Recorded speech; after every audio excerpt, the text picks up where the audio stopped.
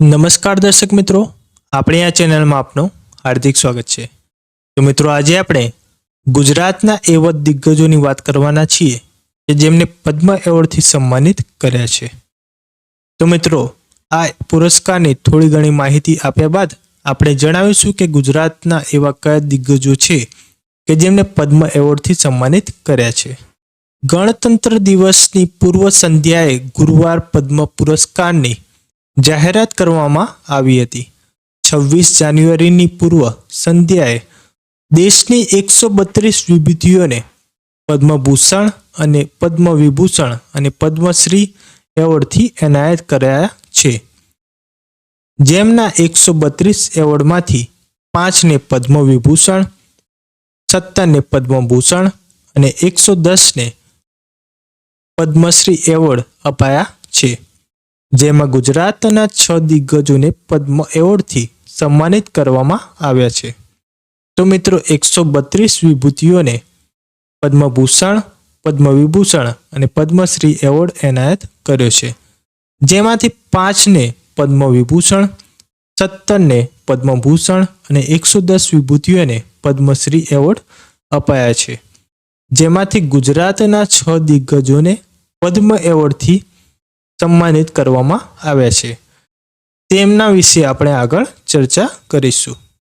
સૌથી પહેલા પદ્મ વિભૂષણ એવોર્ડની વાત કરીએ તો એકમાત્ર ગુજરાતી તેજસ મધુસૂદન પટેલને તબીબી ક્ષેત્રે પદ્મભૂષણથી સન્માનિત કરાયા છે।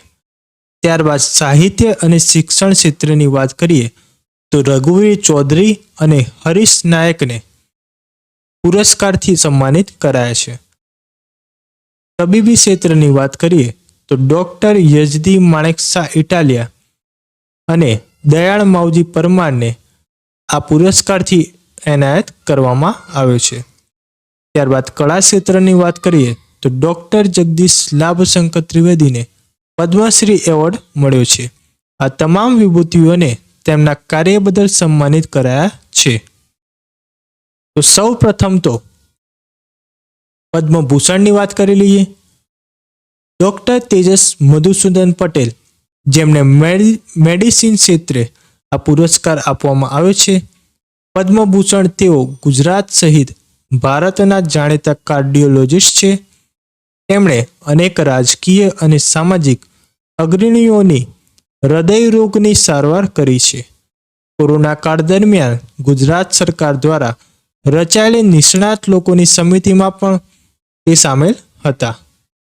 ત્યારબાદ પદ્મશ્રી એવોર્ડની વાત કરીએ તો રઘુવીર ચૌધરીને સાહિત્ય અને શિક્ષણ ક્ષેત્રે આ પુરસ્કાર આપવામાં આવ્યો છે।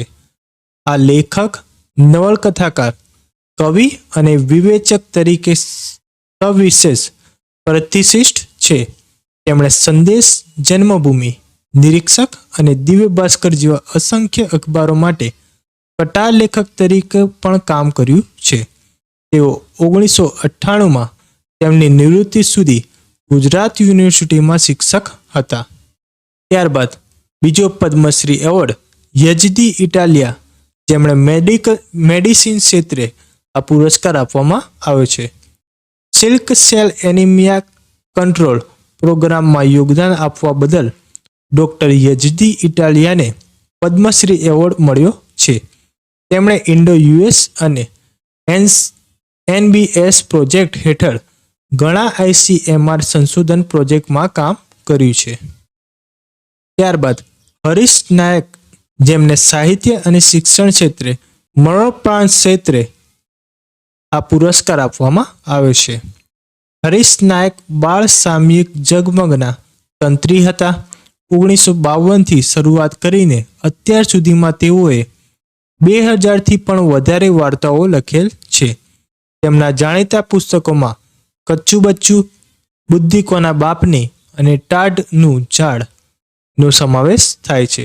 તેમને national conference on child education Delhi દ્વારા 40 વર્ષથી વધુ લેખન સાતત્ય, 25 વર્ષથી વધુ વાર્તાકથન સાતત્ય બાદ લોંગ એન્ડ્યુરન્સ એવોર્ડ પણ એનાયત થયેલો છે। ત્યારબાદ દયાળ પરમાર, જેમને મેડિસિન ક્ષેત્રે આ પુરસ્કાર આપવામાં આવે છે।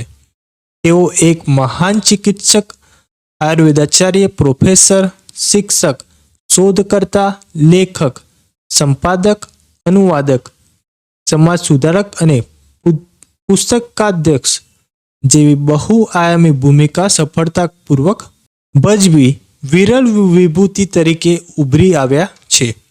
તેમણે આયુર્વેદિક સાહિત્ય ઉપર વ્યાખ્યાય, ચરક, સુશ્રુત, માધવ નિદાન પર 18 પુસ્તકો તૈયાર કર્યા છે, જે BAMSના વિદ્યાર્થીઓને ટેક્સ્ટબુક અને સંદર્ભ પુસ્તિકા તરીકે ઉપયોગી થઈ રહી છે.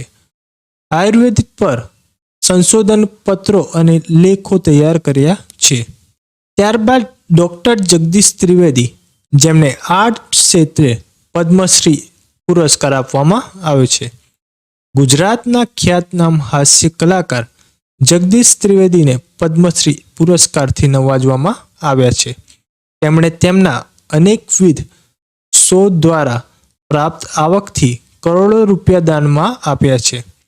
ખુદ વડાપ્રધાન મોદીએ તાજેતરમાં તેમના મન કી બાત કાર્યક્રમમાં તેમનો ઉલ્લેખ કરીને તેમના સામાજિક કાર્યોની પ્રશંસા કરી હતી.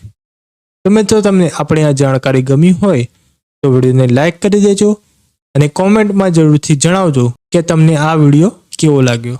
અને જો તમે આપણી આ ચેનલમાં નવા હો તો ચેનલને સબસ્ક્રાઈબ કરવાનું તો ભૂલતા જ નહીં.